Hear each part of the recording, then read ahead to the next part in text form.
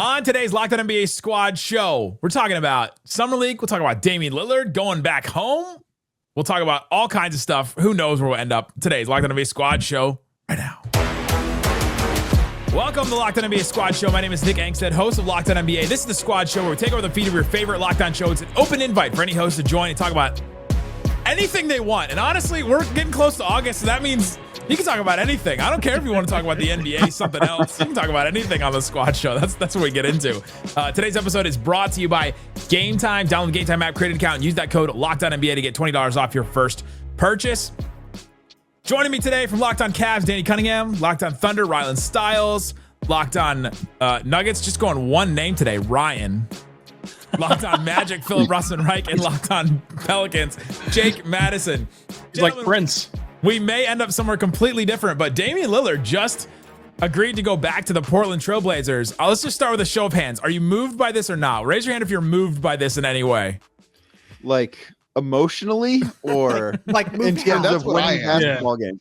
Like it's cool. It is a cool thing that Damian Lillard at this point is going to, outside of a 2-year hiccup in Milwaukee, essentially spend his entire career in Portland. Does this make the Blazers a team that I think anyone's going to basically, we're calling it a hiccup? They did win an NBA Cup. A hiccup. Like I said, a hiccup. Yes. Does this make the Blazers better in the future? No, I don't think so. Like he's going to be a 36-year-old coming off a torn Achilles. This doesn't make them a better team. It's a cool story. It's going to be awesome when he plays again for them, but it doesn't make them good. So Danny is not a sentimental person whatsoever. No, I am. Listen, I am. Show, man. I am emotionally moved. I am emotionally moved. It is awesome. Like, I don't care. I will watch that first game. They're not going to win it though. So he's probably not going to play for a full year, but it is kind of funny that now the Blazers have built a roster with a whole bunch of defenders. They got Drew Holiday, who they initially traded him for. They have Donovan Clingan kind of anchoring the middle, or at least we think so. Tumani Kamara, or going Yang Hansen. Who are we kidding here? You get the 1-2 thunder and lightning punch there between those two young centers. That'll be interesting. But they finally built the team that they were supposed to around Dame. Oh no! That's what a detour. This might be the best defensive team Damian Lillard's ever played for, and he's gonna have to wait a year to play with them. But like, I get the sentimentality of it. Every one of us has probably dealt with fans saying, "Oh, they should bring back this beloved player." Danny's dealing with it right now with LeBron potentially ending his career in Cleveland for third time. But I like. It's nice that there is a story that is just all sentimentality, because this isn't about winning for Damian Lillard or for the Blazers for that matter. If Damian Lillard was trying to win his first championship, he would have probably gone to Boston and tried again with Jason Tatum and Jaylen Brown when Jason Tatum's healthy again next year and when Damian Lillard's healthy again next year. He would have tried maybe going to the Clippers or the Lakers or giving an opportunity somewhere else while he's collecting the Milwaukee paycheck that he's getting. For Portland too, I just don't think this is pure sentimentality. This isn't about winning. This isn't about making their team better. I like the direction they were heading. They were building, or they are still building, perhaps, this great team of young defenders that maybe was missing a star. Maybe Dame is a stopgap there. But now I'm wondering what their priorities are. Like, what is Portland doing here other than giving their fans a nice little story or a nice sentimental thing to happen? Isn't that what they've been about? Isn't what the Blazers have been about? Maybe it is. Maybe they're not about winning. And if that's the case, then more power to them. Sell some tickets and all that. But to me, this is a move that shows that the league maybe isn't always about winning. But at the end of the day, this is the NBA. There's one trophy at the end. Everybody's trying to win it. I don't know if Portland got closer to doing that. I mean, given the fact that he's not going to play for a year, it's not like he's taking minutes from any of the young guys, and they still get to develop those players. And he comes back healthy and maybe elevates them in some capacity. It's also weird that it's not for the veteran minimum and like a full non-taxpayer mid-level exception too. Like, I don't get that part of it either. But like this whole point of this, right, is just the reunion. They gave him a no trade clause. There's no reason to have him in there at all, other than he clearly is valuing quality of life more so than anything else, right? If you're Lillard, that's what it is. It's about his family, being close to them, not wanting to potentially get moved down the line because didn't love what happened, I guess, with the Milwaukee Bucks. It's a cool story, but like the basketball fit is weird and doesn't make a ton of sense, even if I kind of see it, but like you really got to squint to kind of get there, I think. I mean, you get the Damian Lillard, Drew Holiday backcourt finally. I mean, we wanted to see that one for a long time. They got traded for each other, and now we get to see him. It is weird. Drew Holiday's going to be in Portland a year from now. Are we really going to see it? I don't know. We'll see it on media day. They'll take pictures together. You guys think Scoot Henderson's feeling really sentimental right now? He's probably like, yeah, excited Scoot's got to get paid in a year, right? Like he's like we're next summer is extension summer for him, right? Dame's presence doesn't affect Scoot at all. He's not likely going to be on the court. If anything, he helps Scoot get better because he can help mentor Scoot and give him advice. Like the way I see some of this, and hi, by the way, I just sort of popped in. Eddie. But good evening.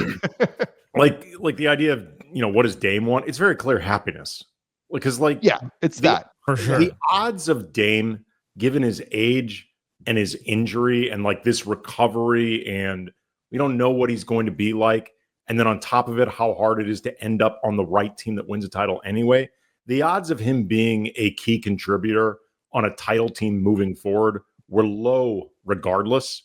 So you might as well just be happy. I got a question for the group. What's more surprising, the fact that the Bucks stretched and waived him, or the fact that he's returning back to Portland? I think that the Bucks stretched and waived him for sure. Like I think that the day he got traded, for sure. The day he got traded, for sure. I think the Bucks too. The day he got traded, like if you would have told me Dame is going to play his final NBA game for the Blazers at some point, would not have been surprised whatsoever. Like that would have been zero surprise. The fact that the Bucks, while having Giannis Antetokounmpo on the roster, are good just sacrificing $20+ million per year in dead cap for 5 years is much more surprising to me than a guy who very clearly has affection for a certain city going back to said city. Didn't he want to leave at the end though? Like didn't he kind of force the trade out? I don't think he ever wanted. Did it just kind of happen to him? He did, but it wasn't like acrimonious. Like usually we look at these like stars leaving teams. It depends on if you believe the Heat reporting. Miami felt worse about the Milwaukee trade than Portland did. Like let's be real. Miami fans are probably more upset that he's going back to Portland than anything else. Like they just like, we need Damian Lillard just because for our psyche. But like it just felt like everyone knew it was time. Portland fans, I think, wanted to see Dame compete for a championship. There are probably no bigger Milwaukee fans than Portland fans because they wanted Dame to be successful. So it definitely felt like inevitably they'd be back together, even if it was just a one-day make good, like retire as a Blazer type contract. It never felt like Dame ever wanted to leave Portland. It felt like he felt he had to leave. And there's a big difference. And then now he's coming back with like his tail between his legs a little bit, like, hey, failed. Now I'm just going to come back and ride out into the sunset. Without one Achilles, circumstances definitely change. Like he's limping. He's limping as he walks. But isn't that what we all want when we're sick? Is to just go home and have our mom make some soup for us? Like that's what's happening in Portland. What kind of soup do they make in the Pacific Northwest? Probably seafood. Something with some fish in it. Seafood. Today's episode of Locked On NBA Squad Show is brought to you by Game Time. Download that app, create an account, use that code LOCKEDONNBA. You get $20 off your first purchase, and Game Time is there for you when you want to go check out all kinds of stuff. I live in Dallas-Fort Worth. There's all kinds of great stuff all the time. The weekend is coming. You got Indiana Fever versus Dallas Wings game starting at $66. That will go up at some point for sure. All kinds of great stuff, concerts, comedy, theater, plays, things that you can go check out all over the place. I love the views from your seat. I love that I'm going to see exactly what I'm going to pay at the beginning so that when I get to check out, I'm not surprised by stuff. So go check out Game Time and see what is available in your area. Download the Game Time app, take the guess out of buying tickets, create an account, use the code LOCKEDONNBA, LOCKEDON for $20 off. Terms apply. Again, create that account, redeem the code LOCKEDONNBA. Download Game Time today. Last minute tickets, lowest prices guaranteed.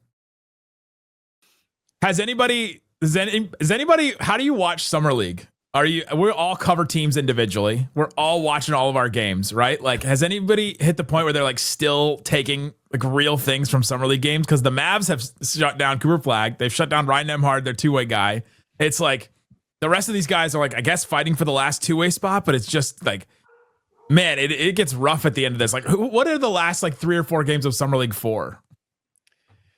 E10 guys, Exhibit 10 guys. Like, I mean, like, I'm looking to see if anything pops, but like, I'm as intense watcher of Magic games as there is. And look, I checked out in the third quarter of the game against Brooklyn the other night. And until the Magic started making a run and started making some shots, I was like, oh, they made it close. And I was just like, dang it. Now I actually have to pay attention to this thing.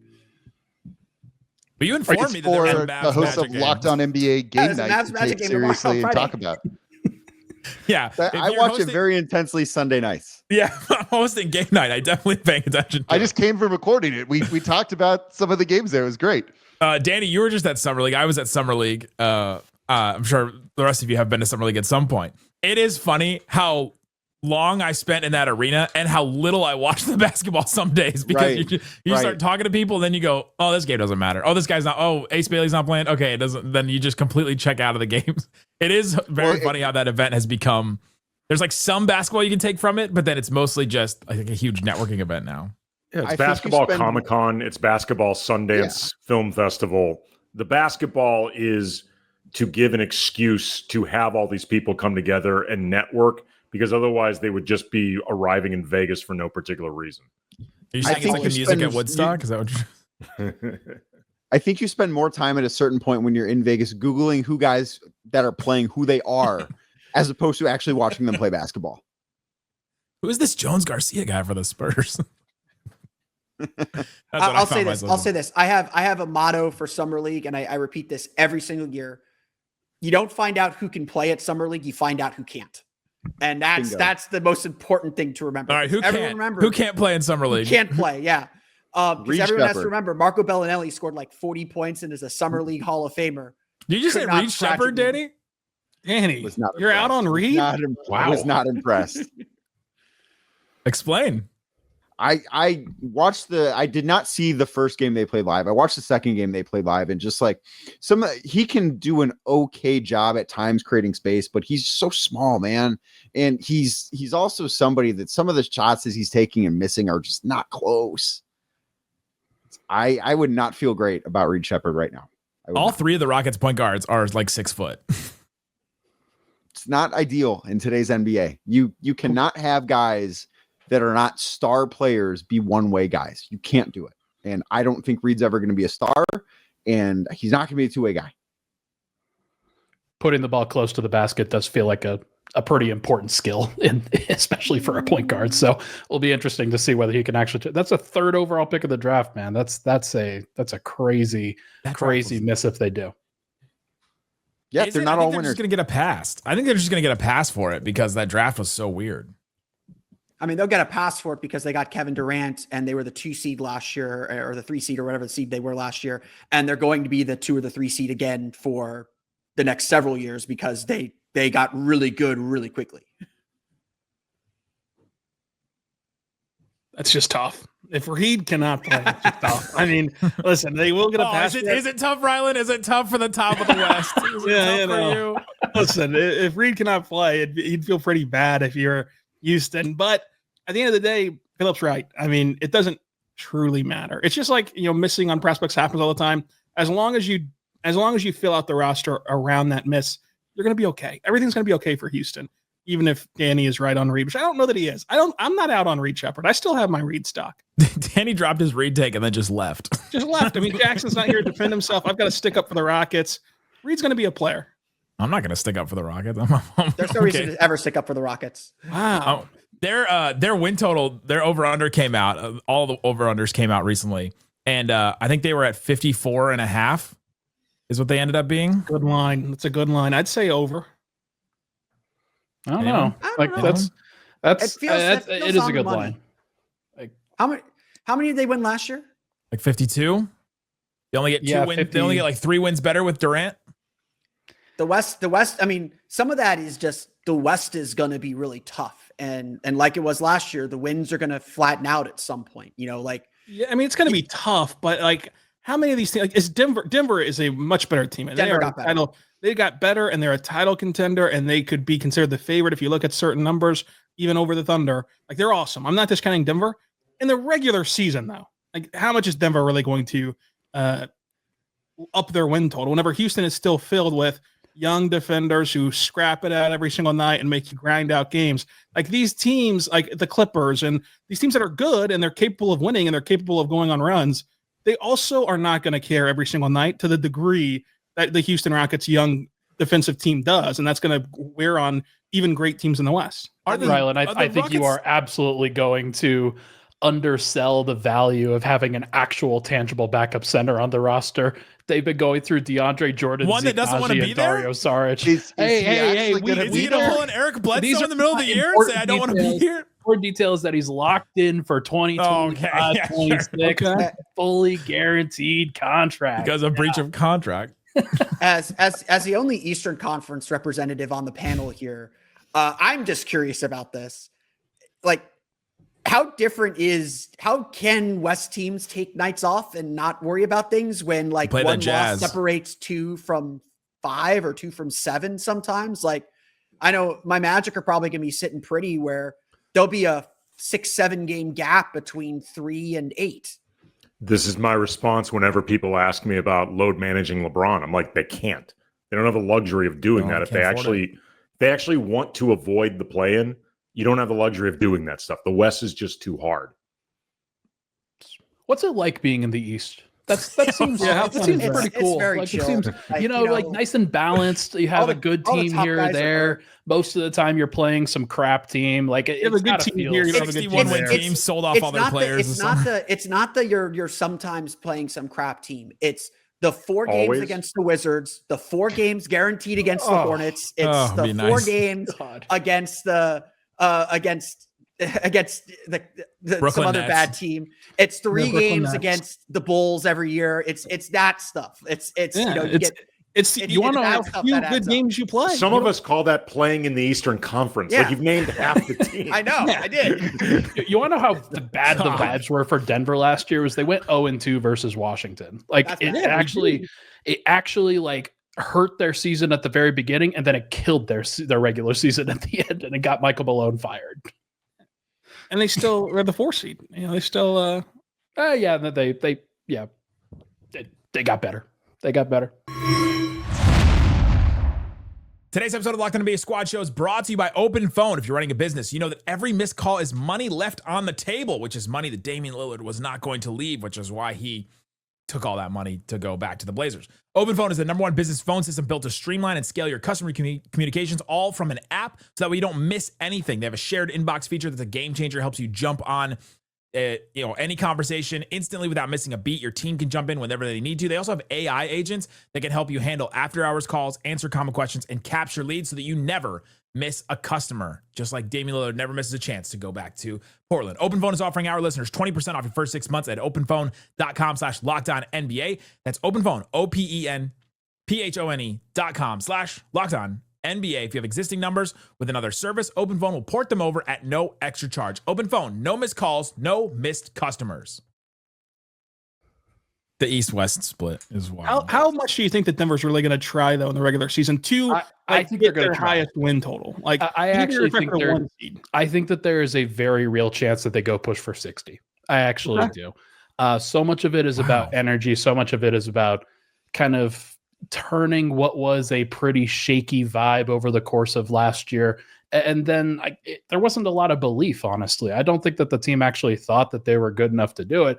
They were going to give it the old college try, but like against the Thunder, they pushed them as hard as they could and then got hurt.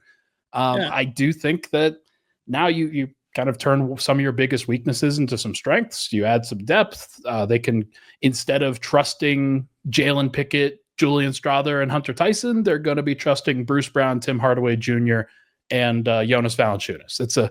It is a very different feeling in Denver. And like, Cam Johnson's just a better fit for Denver than Michael Porter was. It's a fact. Yeah, that's interesting because like I just assume my read on Denver was like they're good enough. They're good enough to win it. They know they're good enough to win it. All they really care about to me would be like getting home court advantage, then top 4, and then from there you don't really necessarily worry about gunning for the 1 seed or gunning for the most wins possible. But I trust the local experts here. It'll be a breezy 55. Like I don't know if they'll actually push for 60. It will be a breezy 55. What's the feel on Deron Holmes? He looks a little bit injured still, trying to figure out how to come back from an Achilles is obviously very important for a big man who hasn't played an NBA game yet, but his shot looks pretty good. He's a pretty solid defender, high IQ defender.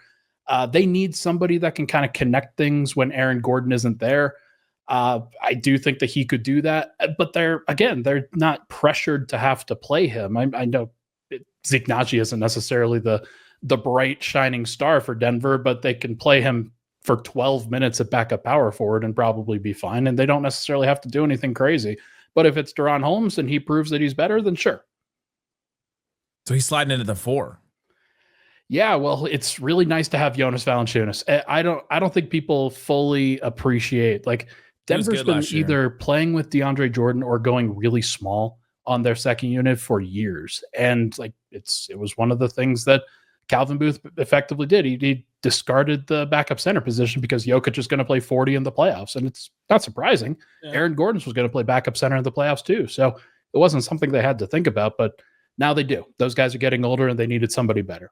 Well, it just should be encouraging for everyone in Oklahoma City to hear you say that, because the Thunder's only chance to repeat to me is if it goes chalk at the top, and it's the Thunder at 1, and then the Rockets and the Nuggets are 2 and 3, and then the Thunder only have to play one of those 2 teams in the West Finals and then hope for the best out of that outcome. And still they could lose, obviously, but making it through 2 of the Rockets and the Nuggets is exceptionally hard, considering where we've seen, the repeat tries go. I mean, every single team that's won a title, they finish in the second round or worse the following year for the last 7 years now. So it's like you would really hope that Denver does try in the regular season. You don't get matched up with them again in the second round.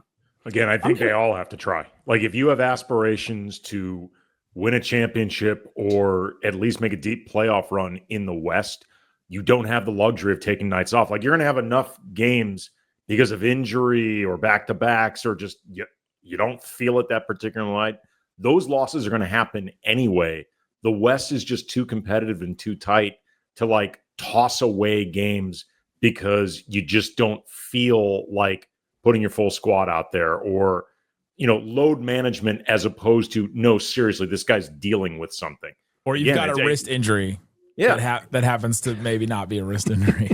Like, every year this comes up with LeBron, and I'm like, it's not a thing, man. They're not going to load manage him because they want to make a playoff run. They're not going to be able to. I'm going to go out on a limb and say the Clippers will be the 3 seed and the Rockets will be the 4. Wow. Okay, I think Clippers over under is 49.5. Rockets is 54.5. So they think 5 wins better. Yeah, I would take the under on the Rockets and the over on the Clippers. Ooh. Is anybody going to have a bigger turnaround in their perception than Bradley Beal this year? Now that you're not attaching the money and the no trade clause and the drama, like, now you're still watching him play basketball. I think you're going to end up liking Bradley Beal again if you were someone who was all out on Bradley Beal. Yeah, averaging 18 points. Yeah.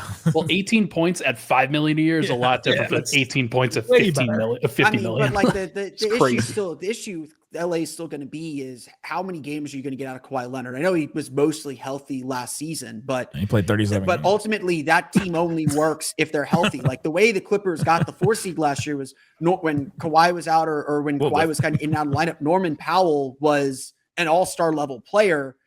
Bradley Beal can certainly be that, but he's getting up there in age. He's not the same defensively as a Norman Powell might be. That Clippers team was built on their defense and the unique way that they play defense.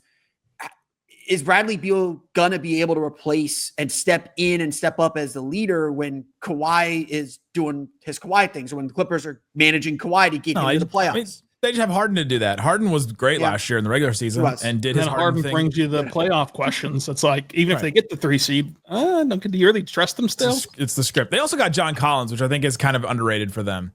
Yeah, they were playing. They've got 3 role guys. Derrick Jones Jr. at 4. I think that was a kind of an underrated thing for them. And Ivica Zubac is not talked enough as like a top center. He's not really obviously the top center in the league, but he is a very, very good center. Like really good. I had he had a 20 rebound game against the Magic, and I had people saying like, "Why is Ivica Zubac killing them?" I'm like, he's one of the best centers in the league, guys. He was the best defender the Nuggets faced in the playoffs, and you do not want to see Derrick Jones Jr. in the Thunder. Yeah. Wow. Relax. I just wanted to say that because Ryland was here. Relax. Even considering all the Thunder. I mean, did you watch Jokic versus the Clippers versus? Did you watch Jokic against Alex Caruso in Game 7? Well, it's really nice when you've got like 5 different mighty mice that are allowed to basically tie him down by the arms. It's actually really cool. What do we Aaron Gordon straining his calf too? What do we think about these teams that are loading up on size? The Rockets get a couple centers. Obviously, the Mavs have their bigs. Well, they're preparing for the Mavericks, obviously. Size is back. Obviously. Size is back. Like teams are going bigger now. Andy got the biggest guy here. Baby. Hello, Andy. How's your Saturday night? Ask me to dinner first. Flattery will get you everywhere. DeAndre Ayton, he's gonna have to match up with a whole bunch of centers in the West. He doesn't suck. I will take my chances with him over Jackson Hayes. Like, send out all of your DeAndre Ayton slander. I'm telling you now, it's not going to faze me unless you think the answer to is DeAndre Ayton better than Jackson Hayes. Unless your answer is no, and you can explain why, save it or use it all. But either way, I'm promising you, you're not going to faze me. My answer is that maybe DeAndre Ayton will stop showing up at a certain point in the season. And then you'll be stuck with Jackson Hayes. Stops going to the arena. Yeah.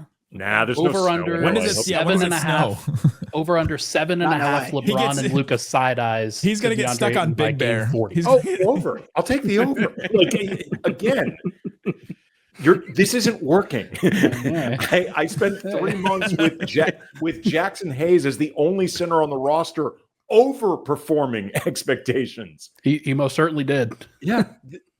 I'm good, baby. I'm good. I spent 3 months with Jackson Hayes. Feels like a threat. Like DeAndre Ayton is not a bad player. He is not what everybody thinks he could be, and that may be true. But the version of DeAndre Ayton that everybody thinks is sleepwalking through his career, I'm not here to dispute whether he is or isn't. I'm just saying he's an upgrade from what we had. If he does not give a bleep at all over 82 games and how many playoff games, he's better. Yeah, that's true. And Luka should make him better. Much better. Yeah, he's already talked about that. He's excited at the prospect of Luka and LeBron making him better. Yeah, LeBron, we'll see if he's in Cleveland or not. But yeah, Luka will for sure make him better. Hey, I got posed this question for our text line. What's more important in the NBA? Perimeter attack defense or backline defense? I mean, important, I guess you would say backline defense because it can help you disguise some perimeter faults in your defense. So the fact that they can clean up some messes back there, if you have an elite rim protector, because I mean, like the volatility of 3-point shooting, if you have just awful perimeter defense and you give up some threes because you have bad rotations, they're going to miss some of those because it's how 3-pointers work. Whereas if you have a cone in the paint, and they can get to the rim at will relentlessly and finish over you at a 70% clip in the game, like you're not going to win that game. You just can't win a game defending the rim that way. So I would have to say interior. Who's the most important defender on the Thunder? I think Chet Holmgren is whenever he's 100% healthy. He's the most important because it allows the Thunder's excellent defenders on the perimeter. This is a embarrassment of riches for OKC, but it allows them to play super aggressive and gamble and jump the passing lanes. Because if they get beat, run into Chet Holmgren, run into Isaiah Hartenstein, run into that paint if you want to. So it complements one another. But I think if you can only pick one and have to restart to build around somebody, you would pick Chet to build your defense around because of all that you can make up for. I think that in a vacuum, backline defense is the easier way to go. Just because you have that guy to clean up mistakes. But obviously it depends on personnel. The way the league is going now, the ability to kind of trap and corral on the perimeter, to switch, to have perimeter defenders who can defend multiple positions, it really feels like that is, I don't want to say more valuable than backline defenders, but like that's the Magic strategy. You know, Oklahoma City's the top defense in the league. Orlando's the second best. Orlando's strategy is all about locking you up on the perimeter and just saying, we'll switch 1 through 5. Our perimeter guys will keep you in front of them. We'll help. Sometimes we'll overhelp. We'll trap. We'll poke. We'll prod. I think the Magic were first or second in the league in blocks, and they don't have a traditional shot blocker. Like Jonathan Isaac might be considered a traditional shot blocker, but he is anything but traditional in anything that he does. Well, anyway. He's traditional in some ways. He's traditional in some ways, but you get what I'm saying? He's not a center. He's not your typical like 7-footer protecting the rim or anything like that. The Magic don't have that guy, and they lock teams down with their perimeter defense. Now that may mean their rotations have to be cleaner. They have to be sharper in ways that a team with a Rudy Gobert or the Chet Holmgren may not have to be. But how many teams are shooting 3-pointers? Your ability to keep players out of the paint before they even get there feels like it's become that much more important. Mavericks going the other way with 10 interior defenders. Well, so my two examples when I was like, can it work either way? Are the Cavs with Mobley and Allen, and then like starting Garland and Mitchell as their 2 guards, and then the Magic with my other one is like, okay, you have Suggs, but then you have Wendell Carter Jr., Gogo Batadze, Mo Wagner, like not necessarily your best rim protectors. Like you can make it work both ways, but I think Ryland's right that you can cover up more with backline defense, which is where D'Angelo Russell comes into play for the Mavs. Nick, I was having this debate with somebody. Is Jaren Jackson Jr. or Anthony Davis a better player right now? Well, who is more available? I have to even go look at their games. I don't even. AD doesn't foul as much as Jaren Jackson. I think AD still is. Yeah, I'd say AD. Yeah, it's probably the case. But when Anthony Davis was traded to the Mavericks, that's how I'm reframing. The Lakers gifted him for draft him spinning this to the map. We went through and I started to go through and I was like, AD is legitimately a top 10 player when healthy. Like it's hard to make a case that he's not. He's at least top 12. I can make the case. What's the case? he's healthy. He folds in the playoffs, man. Like this is Jaren Jackson Jr. doesn't. I agree with that. Like he was pretty good in 21. Yeah, it was 5 years ago. As somebody who's watched, averages 6 rebounds a game in the playoffs. As somebody who's watched all of Anthony Davis's playoff games as a Laker, I think folds in the playoffs is somewhere between wild exaggeration and totally inaccurate to begin with. He was good with the Pelicans. Like, he's had the misfortune of very often being up against Nikola Jokic in a lot of these pairings, and Jokic is the consensus best player in the world. But the last matchup between the Lakers and the Nuggets in that first round, the gentleman's sweep, I actually thought AD and Jokic played more or less to a draw. The real problem for the Lakers was they could not contain Michael Porter Jr. to save their lives. And Jamal Murray hit 2 buzzer beaters. But Anthony Davis was not the problem in that series for the Lakers at all. Let me have my revisionist history. This is fun. It's very important to me to criticize anything the Lakers do. And anybody that's associated with them. So it's awesome. Well, it's great. That's where I come into play because we were doing our over-unders. I want to take the Lakers under 48.5. Here's my case. Luka and LeBron have played 251 games, 252 games over the last 4 years. They miss 20 games a year, basically. And if they get one injury to a starter, that means you're starting either Gabe Vincent, Dalton Connect, Jake LaRavia, Vanderbilt, or Jackson Hayes. That to me is a recipe for a fragile team right there. And that's didn't say Bronny. Is Bronny the second shooting guard over Connect right now? He's played better than him in Summer League, honestly. He is outplaying Connect in the Summer League by a pretty wide margin. Uh-oh. Never good. Not good. Are they a play-in team? They got to be a play-in team. The Lakers Summer League team? No. The Thunder Summer League team. Cole Swider's older than some Summer League. So the Summer League team might be in the Summer League play-in. Would the Lakers be a 3 seed in the East and a play-in team in the West? Definitely the 3 seed in the East. As far as I don't know, like if you ask me, could they be a play-in team Knicks, in the Magic. West? My answer is a yes. If you're asking me, do I think they could be the 3 or 4 seed in the West? My answer is yes, because based on last year, the difference between the 3 seed and like the 8 seed is 1 game. Yeah. So the answer to all these guys, other than probably the Thunder and maybe Houston, is yes. Like, could they be a play-in team? Yes. Could they be a home court advantage team? Yes. And that's why I think it's such a great line of like, I think that the Lakers will be within 2 games of that line, one way or the other, positively or negatively. So, I mean, I guess you'd have to bank on the under because of just so many more things can go wrong than right, just with injuries and bad play or whatever. So I would take the under 2, but not as a diss for the Lakers. Sure. The Pelicans line was the one I cackled at when I read it out loud. 10? 29 and a half. Ooh, gosh, that's so low. They traded their pick next year. Yeah, that feels under, man. Their line is 12. Yeah. I think I'm going to take under 2 there. So 21 wins last year. They added Kevon Looney, Derek Queen, Fears. They lose C.J. McCollum, Olynyk, and remember DeJounte Murray tore his Achilles in February. Hey, they also Jordan lost Poole. Bruce Brown. Lost Bruce Brown. Yeah. They added Jordan Poole. The Cowboy. Oh, they did add Jordan Poole too. That's a good point. They also Jordan Poole. They also got 30 games from Zion last year, 20 games from Herb Jones, 53 from Trey Murphy, and only 31 from DeJounte. So you're like, yeah, will those get better? Like the Zion one may not. Herb Zion one seems like a career high for him from this point forward. But I just think that it goes back to Andy's point of how important the West is and how hard it is.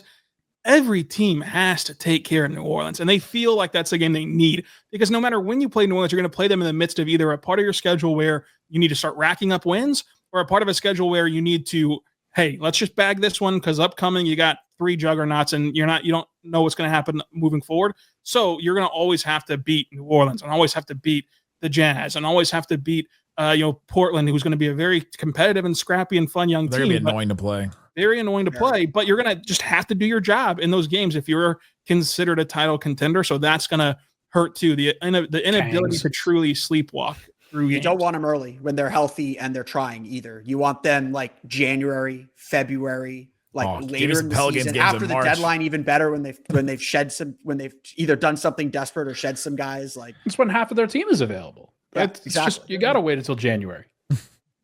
Yeah, backload the Mavs schedule with Pelicans games at the end of the season. Send me to New Orleans so I can hang out with Jake and watch the zombie Pelicans at that point. I can't believe he hopped in here and then we immediately started crapping on his team. That's what we do. Should we start going on the Cavs now? You can't leave these things early. Yeah. Philip, are the Magic the favorites in the East? Close to it, top 3, top 4. On the FanDuel Sportsbook betting odds, they are 3rd behind New York and Cleveland. Cavs 50 fair. Cavs 56.5, Knicks 52.5, Magic 50.5. Sounds about. Do you think that the odds are right? I think that they're right in the regular season, perhaps. The Knicks, I think, are a classic team that's going to get a coach bump. Coach bump? I don't know. A new coach bump. The new coach comes in. They like what Kenny Atkinson. The new coach is worse than the old coach. The problem, the issue with New York is there's no other teams really that are going to challenge them in the East. That's the bigger issue. They'll be able to skate by and get a few wins.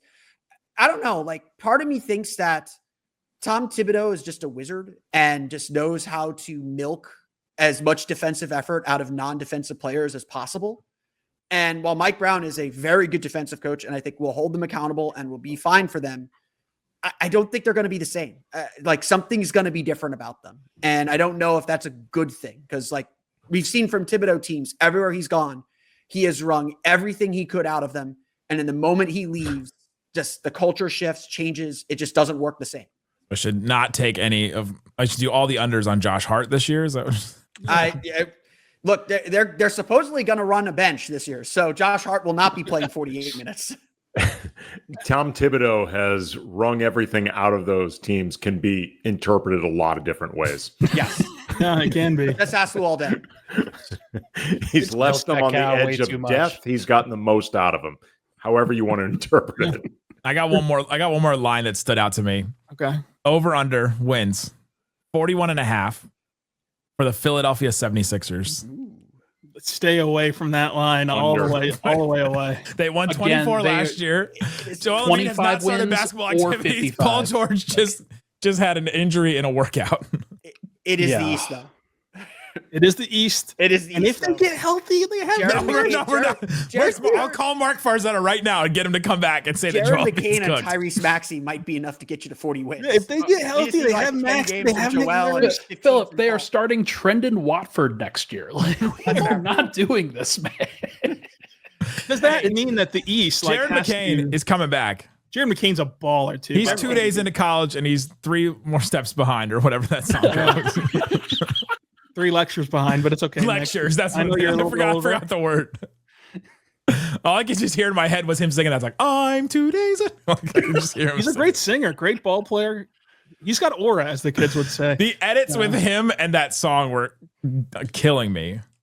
I need to know who sits at their computer and like edits these. I think that's Jared. Do they just throw them into a AI program, or are they like literally sitting there and like adjusting each frame as they go through? Oh yeah, you can tell when one's really well done. Like the bucket goes in on the drop of the beat of the song, but the East, I think, has the worst outcome for the top end teams. Of like, there's 4 good teams I think in the East that are capable of going far in the playoffs, with Atlanta, Orlando, and then New York and Cleveland. And if any of the 4 do not go far in the playoffs, it's going to be a disaster for that fan base. And it's just so much pressure. Whereas in the West, like if the Thunder lose in the second round of the Nuggets in 7 games, okay, well, that sucks. You ran into the best player in the world. You just won a title. It's okay. Like in the East, disaster. Fire the GM. It's a disaster in the East. Yeah. Please fire your GM. Please. Begging you to fire your GM. Please fire him. He doesn't do anything good. Hire Rob Hennigan, please. Here are the bottom of the East. Here are the bottom of the East. Brooklyn Nets 20.5. Just give me an over or under. Under. Shout out Michael Porter. Never passed the ball, Junior. Like he's and Cam Thomas. That's gonna be a movie right there. In a bad way. I'll take the slightly over because I believe in Jordy Fernandez. I think he's a really good coach that just has a really bad roster. Do you want me to read you their starting lineup again? Yeah, if you give a chef rotten ingredients, they're not going to be able to make you a 5-course meal. I'm not saying they're going to go way over. I'm talking like 22, 23 wins, but they're going to be they played hard last year. Like Nick Claxton, Michael Porter Jr., Terrence Mann, and I'll save my Demon takes. Jaeger Jemin's making shots now, kids. Yeah. I mean, the 12 Nets fans are going to be so mad at this pod again. Hey, I said the over. They were mad at you, and they were coming after me. They're so mad about. They're coming after me. They thought that I was the one that trashed Jaeger. Wizards 20.5. Over. They'll hit the over on that. They've got too many good players to go. They've got some vets now, but they do have a motivation to lose, and they're very talented at losing. But I do think young guys play, but their young guys are pretty good. Yeah, the young guys are good. I'm gonna say the over as well. Bilal was really good last year before he got. Yeah, I think they're improving enough to go over. Their lineup is kind of an OKC front office, by the way.